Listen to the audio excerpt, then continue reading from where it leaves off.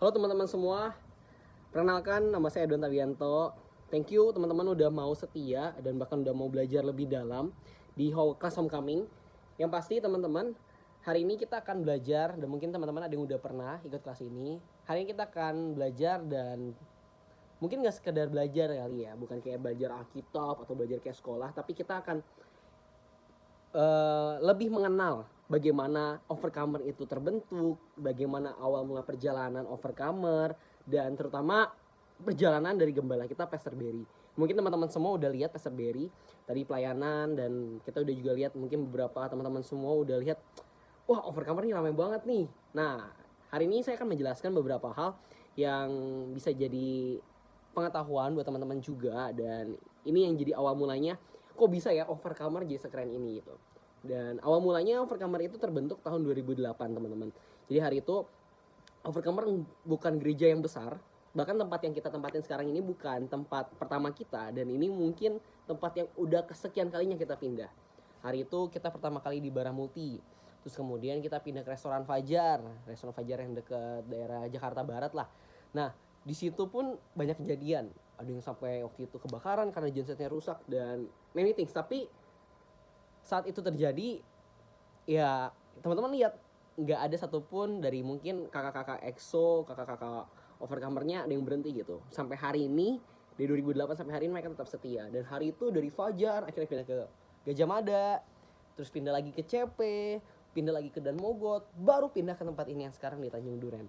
Dan dari sekian banyak pindah-pindah itu banyak banget lah kejadian, banyak banget momentum yang tidak pernah terpikirkan. Hari itu mungkin, ya sekarang mungkin teman-teman lihat kita ramai banget nih ratusan orang, tapi hari itu cuma beberapa puluhan. Dan bahkan ini semua dimulai dari satu orang, yaitu Pastor Berry Pratna. Hari itu Pastor Berry masih muda, Pastor Berry mengenal Tuhan dari sejak SMP, dan hari itu Pastor Berry ketika pertama kali udah mengenal Tuhan, beliau dengan begitu on fire-nya ngajak teman-teman yang lain. Karena kita semua percaya bahwa setiap kali kita udah merasakan hadirat Tuhan, merasakan cintanya Tuhan, kita tuh gak mau berhenti di titik kita doang, tapi kita pengen tularin itu ke orang-orang lain yang bahkan mungkin belum pernah tahu atau merasakan seperti apa kasih Tuhan. Hari itu Pastor Berry melakukan hal yang serupa di sekolah Pastor Berry, di keluarga Pastor Berry, dan ya sampai sekarang karena ada dua Pastor Berry dan teman-teman Pastor Berry hari itu, ya sampai hari ini banyak orang di tempat ini itu ada. Dan saya bisa berkata hari itu nggak mudah, karena ya kayak kita teman-teman yang kuliah kerja, hari itu Pastor Berry bangun Overcomer pada saat ya seumuran kita, sama umur ya kuliah kerja gitu. Dimana hari itu mungkin Pastor Berry punya banyak pilihan untuk sekolah, lanjutin pendidikan, atau lanjutin karir kerjaan. Tapi hari itu Pastor Berry lebih punya ambisi ilahi untuk yang namanya bangun Overcomer. Nah, sejak hari itu lewat teladan hidup beliau, akhirnya banyak anak-anak muda lain dibangkitkan dari setiap sekolah-sekolah bahkan sampai sekarang. Dan itu semua terjadi karena di gereja ini kita juga punya value DNA yang Pastor Berry sendiri ajarkan. Nah, hari ini saya akan singgung sedikit salah satu value yang ada dari 3 value yang kita punya. DNA ini bisa dikatakan menjadi sebuah, ya DNA, sebuah identitas kita. Yang pertama yang pengen saya bahas itu adalah worshiper. Nah, mungkin teman-teman tadi udah ngerasain sendiri bagaimana pujian penyembahan di tempat ini di Overcomer itu, ya bahkan buat Pastor Berry sendiri tanda kutip yang udah kenal Tuhan puluhan tahun, Pastor Berry sendiri itu di titik beyond, istilahnya speechless gitu, dimana mungkin apa yang kita alamin sekarang itu nggak pernah terpikirkan sebelumnya. Pujian penyembahan yang another level. Nah, DNA ini turun dari sendiri dari Pastor Berry, dimana Pastor Berry sendiri itu dengan setia mengajarkan setiap saya dan bahkan teman-teman kakak-kakak semua di sini itu punya artinya perjalanan menjadi seorang penyembah, punya perjalanan pribadi bersama dengan Tuhan. Dan itu semua dibangun menjadi seorang worshiper karena ada daily life dan karena ada keseharian yang dibangun. Worshiper sendiri kalau Pastor Berry ajarkan, ini nggak berbicara tentang kita menjadi seorang penyanyi, menjadi seorang pemusik.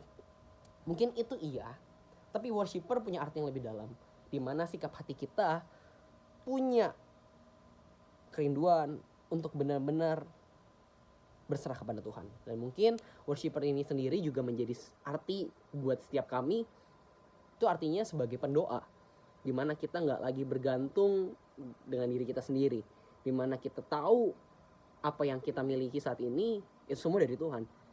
Dan sikap hati itu yang ngebuat worshiper menjadi indah di mata Tuhan, dimana kita punya hal-hal yang mungkin seringkali anak muda kita punya banyak keinginan, tapi ketika ada pilihan di hadapan kita bisa mengerti dan punya arti, oke, yang mana yang Tuhan mau itu yang kau pilih. Nah mungkin worshiper itu bisa dikatakan di titik dimana kita bisa mau dan mengikuti apa yang Tuhan mau.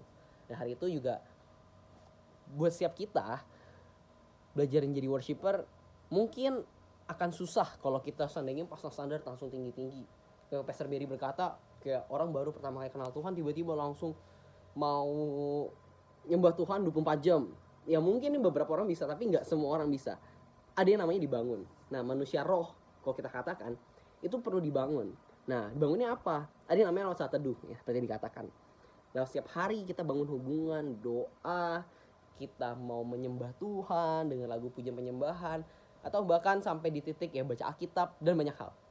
Gak cuma di saat teduh doang, tapi kita tahu daily life kehidupan kita, bagaimana kita benar-benar hidup murni di hadapan Tuhan. Hidup murni itu lebih ke arah, mungkin setiap kita nih ya seringkali ya berkata punya A tapi bilangnya B. Misalkan punya keinginan datang ke gereja cuman pengen bilangnya pengen kenal Tuhan, tapi ternyata ada banyak gimmick-gimmick lainnya, kayak ya asuransi ke, mencari perempuan atau cari cowok atau siapapun lah, atau cari pasangan partner buat kerjaan dan banyak hal. Tapi menjadi seorang penyembah itu muncul dari hati, yang artinya setiap hati kita tuh indah di hadapan Tuhan. Jadi mau jadi indah dan udah terlihat sama Tuhan, kita harus tahu decision yang kita pilih. Nah, itu contohnya salah satu DNA kita worshiper. Jadi mungkin teman-teman di bab 1 ini, teman-teman mungkin bisa start nih, bukan PR lah ya, tapi mungkin teman-teman udah bisa start. Teman-teman bisa langsung saat teduh, belajar saat teduh. Saat teduh gimana sih caranya? Nggak ribet, nggak susah. Kalau kita semua rata-rata kakak-kakak EXO di sini dan teman-teman, kita udah ada standarnya. Standarnya itu misalkan kita mau saat teduh 1 jam. 1 jam itu kita bagi nih. Ada yang misalkan 40 menitnya doa dalam artian pujian penyembahan dengan lagu. Terus 15 menit terakhir doa. Atau terlalu susah nih 1 jam, gimana 30 menit deh. Kita mulai dari yang kecil. Atau 30 menit susah, kita mulai deh dari yang ya teman-teman bisanya berapa deh kalau sibuk-sibuknya. Tapi teman-teman istilahnya kita belajar bukan soal lama dalam sehari doa 12 jam, nggak selama itu. Ya boleh kalau bisa. Tapi bukan masalah lama atau tidaknya. Tapi kita belajar untuk membangun konsistensinya. Ya, saya belajar dari Pastor Berry, jauh lebih penting teman-teman bangun setiap manusia roh itu dengan konsisten. Bukan kayak misalkan, oh hari ini baca Alkitabnya 1 kitab atau 15 pasal, 20 pasal. Besok gak usah baca deh, baca lagi mungkin 3-4 hari lagi. Nah, ketimbang seperti itu, Pastor Berry mengajarkan lebih baik kita baca sehari 2-3 pasal misalnya. 3 pasal deh. Sehari baca 3 pasal, tapi itu konsisten. Kenapa? Karena baca sehari 3 pasal, kalau teman-teman baca setahun, itu 1 Alkitab udah habis. Nah, itu udah contoh tuh. Kalau mau, kalian udah bisa lakuin.